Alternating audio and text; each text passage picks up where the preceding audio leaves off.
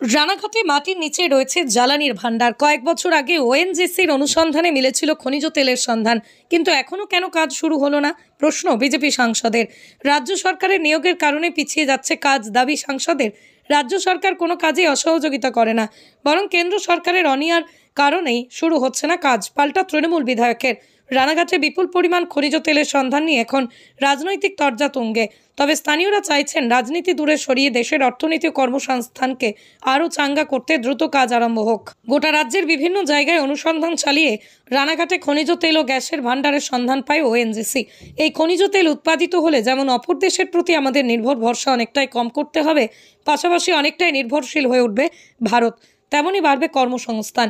ফলে আর্থিক উন্নতি ও এলাকার উন্নয়ন গড়ে উঠবে রাজ্য জুড়ে। 2018 সালে গোটা জেলার বিভিন্ন জায়গায় পরীক্ষা করে রানাঘাটের এই খনিজ তেলের ভান্ডার আবিষ্কার করেন ওএনজিসি। মূলত রানাঘাট এবং ধানতলা থানার অন্তর্গত চাপড়া এলাকার একাধিক জমিতে ডেনামাইট ফাটিয়ে পরীক্ষা করতে থাকে প্রাকৃতিক গ্যাস কর্পোরেশন সংস্থার তরফে।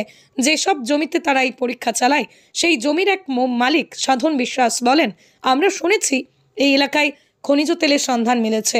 অন্যদিকে এলাকার স্থানীয় বাসিন্দা পিন্টু রায় এবং নিরঞ্জনা মল্লিকরা বলেন, যদি ভারত সরকারের তরফে দ্রুত খনিজ তেল সংগ্রহের কাজ করা হয়, আমরাও খুব খুশি, কর্মসংস্থান বাড়বে, উপকৃত হব আমরা প্রত্যেকেই। বর্তমানে রানাঘাটে সেই সংক্রান্ত অনুসন্ধানের কাজ শুরু করতে আগ্রহী কেন্দ্রীয় সরকার। এর জন্যই পাইপলাইন বসানো থেকে শুরু করে প্রয়োজনীয় একাধিক পদক্ষেপ করা হচ্ছে। অন্যদিকে রানাঘাট বিজেপি সাংসদ জগন্নাথ সরকারও পেট্রোলিয়াম মন্ত্রীর প্রতিক্রিয়া সমর্থন করে বলেন, আমরা যত দ্রুত সম্ভব এই কাজ শুরু করার চেষ্টা করছি, তবে রাজ্য সরকারের তরফে কোনো সহযোগিতা পাওয়া যাচ্ছে না। তবে বিজেপির তোলা অভিযোগ অস্বীকার করেছে তৃণমূল বিধায়ক ব্রজকিশোর গোস্বামী বলেন, সাংসদ ও বিজেপি যে অসহযোগিতার দাবি করছেন তা ভিত্তিহীন। তাহলে কি রাজ্যকে পেট্রোলিয়াম দপ্তর চিঠি পাঠিয়েছে আর তা সহযোগিতা করতে অস্বীকার করছে রাজ্য সরকার? এমন কোনো কি দৃষ্টান্ত রয়েছে? রাজ্য সরকার দেশের উন্নয়নের জন্য সবসময় প্রস্তুত, বরং কেন্দ্র সরকার বিভিন্ন উন্নয়নমূলক কাজে বাধা দান করছে। যদি নদিয়া জেলার রানাঘাটের এই বিস্তর এলাকা জুড়ে খনিজ তেলের সন্ধান মিলে থাকে, তাহলে দেশের অর্থনৈতিক উন্নয়ন এবং কর্মসংস্থানের দিকে তাকিয়ে রাজনৈতিক পর্যায়ে সরিয়ে আদৌ কবে খনিজ তেল সংগ্রহের কাজ শুরু হয়, সেটাই এখন দেখার। নমস্কার।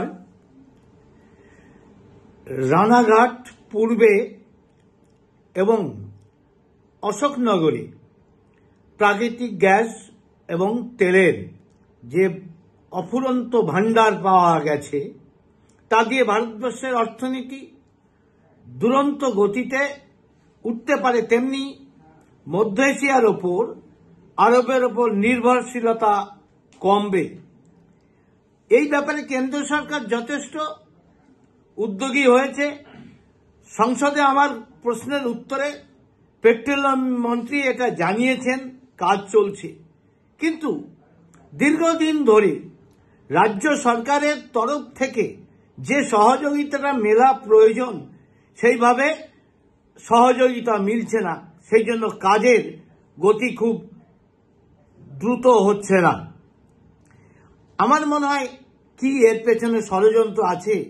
মমতা ব্যানার্জি কি দেশের উন্নতি হোক, বাংলার উন্নতি হোক, এটা চায় না, বা আরবের ওপর থেকে নির্ভরশীলতা কমুক, এটা বোধহয় চাইছে না। সেই কারণে তার পক্ষ থেকে যতটা সহযোগিতা প্রয়োজন আমরা দেখতে পাচ্ছি না। তাই তাদের প্রতি অনুরোধ যে ভারতবর্ষকে আর্থিক স্বনির্ভরতার জন্য, রানাঘাটের মানুষের উন্নয়নের জন্য, কাজের ক্ষেত্র প্রসারিত করার জন্য এবং অশোকনগরের দুটি প্রকল্প যাতে তিনি সহযোগিতা করেন, এই ব্যাপারে তার কাছে অনুরোধ রইল। দেশের উন্নতির কাজে কোন রকম যাতে রাজনীতি না করা হয়, এটাই হচ্ছে আমার অনুরোধ। বলা হচ্ছে রানাঘাটের খনিজ তেল পাওয়া গেছে, গ্যাস পাওয়া গেছে, সেক্ষেত্রে পেট্রোলিয়াম মন্ত্রীকে সাংসদ জানিয়েছেন যে কাজ কেন এখনো হচ্ছে না এটা নিয়ে। তো তিনি বলছেন যে রাজ্য সরকারের একটা অসহযোগিতা রয়েছে, যে কারণে এক্ষেত্রে কাজের অগ্রগতি হচ্ছে না। কি বলবেন? দেখুন, এই বিষয়টা আমার কাছে ভীষণ ডাইসি একটা বিষয়, ভীষণই ডাইসি। জমির মালিক পরিষ্কার বলছেন যে 2021 সালের পরে ওএনজিসি চলে গেছে। তারপরে আদৌ সেখানে আছে কিনা প্রাকৃতিক সম্পদ তিনি জানেন না, থাকলে তিনি সহযোগিতা করবেন, এটাও পরিষ্কার বলছেন। মাননীয় সাংসদ বলছেন প্রশ্নোত্তর পর্বে আমি জিজ্ঞাসা করেছিলাম পেট্রোলিয়াম মন্ত্রীর কাছে, উনি বলেছেন কাজ চলছে। কাজ চলার সাথে সাথে কি উনি এটা বলেছেন যে রাজ্য সরকার অসহযোগিতা করছে? আর অসহযোগিতা যদি করেই থাকে, কোন জায়গায় করছে সেটা উনি বিস্তারিত দেখুন। আর এটা তো সম্পূর্ণভাবে পেট্রোলিয়াম মন্ত্রী তার দপ্তর থেকে রাজ্য সরকারের দপ্তরে চিঠি পাঠাবে।